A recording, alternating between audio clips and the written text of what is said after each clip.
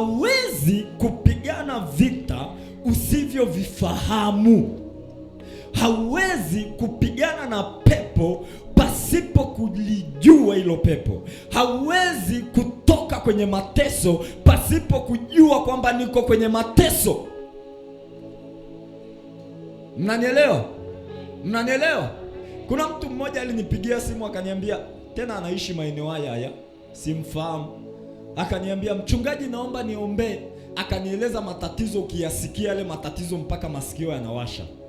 Ni matatizo mazito. Nikamwambia, hakuna shida, Mungu anakutendea. Njoo kanisani. Kanisa liko jirani yako, anaishi maeneo ya dampo. Nikamwambia, kanisa liko hapo dampo stand tu, ukifika unalikuta. Akaniambiaje, yani mpaka nifike kanisani?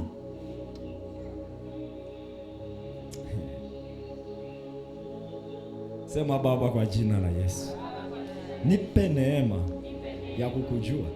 Sio yeye anaongea, ni lile pepo